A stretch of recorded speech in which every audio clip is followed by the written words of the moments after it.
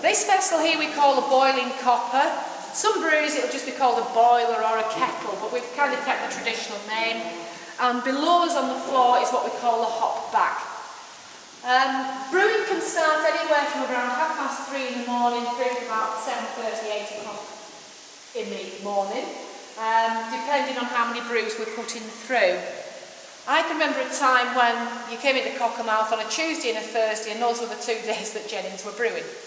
Now we're brewing 5 days a week. We could be doing 2 and sometimes 3 brews a day. That's kind of how much things have moved on.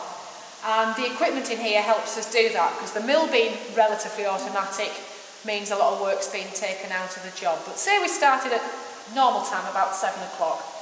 First person in checks the temperature of the hot liquor. Hot liquor tanks are behind that wall. You can't see them, but they're there. Temperature wants to be about 64 degrees centigrade, so not boiling, but quite hot. That water's drawn through into the brew house, mixed with the grist, which will already be in the grist case, and it pours down into the mash tun, which is below. Now, our old mash tun, which we passed on the way through, apart from being too small and being a bit leaky, was also emptied by hand. So that was another little task that you had to do. The new one is about twice as big, doesn't leak, and it empties mechanically. So at the end of the process, we've got some help there. But meanwhile, the mixture goes in, it mashes.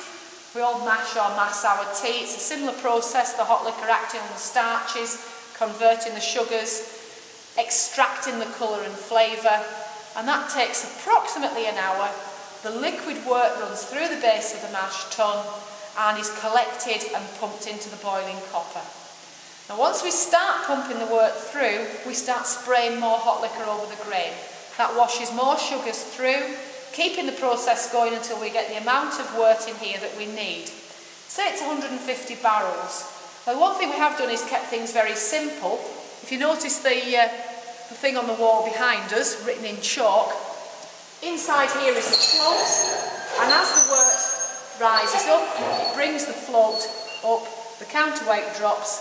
So when we want 150 barrels, we're looking for it in this sort of region. Doesn't matter if it's a bit more, that'll be sorted. So once we've got 150 barrels in, we're already heating the vessel, bringing it to the boil. It's then brought fully to the boil, and it'll boil and mix for about an hour and a half. That's when we empty the mash tun, ready if necessary for another brew to go through. While the wort's boiling, we add the hops, and that's what these sacks are doing here. They will go in at different points during the boil, depending on the beer, and the boiling action helps get the flavours out of the hops. It also sterilises the wort. Right back in history, beer and ales have been drunk in fairly large quantities because they were safe. Now, hundreds of years ago they didn't know why they were safe. They just knew that drink the ale, you were okay.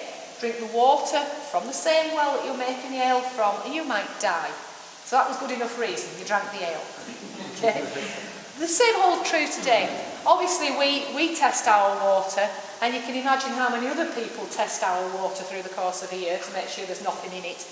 But in a sense it wouldn't actually matter, because by the time it's boiled in here for an hour and a half, any bacteria that there was would be long gone.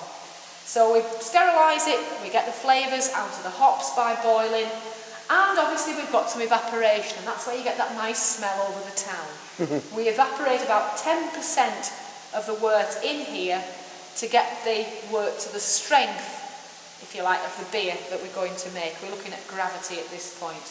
So once it's boiled for the correct length of time, the whole lot empties through the hop back, and the wort flows on to the next stage, the hop back having collected all the spent hops. So we end up with 2 byproducts. Spent grains off to farm near Dovenbeat for cattle feed, the spent hops off to another farm for compost. So we get rid of those fairly easily. Okay? Now what we're going to do now is go downstairs to the hop store. So anybody that hasn't seen inside here, if you just want to sort of filter your way around, and the rest of us will go down a level to the hop store.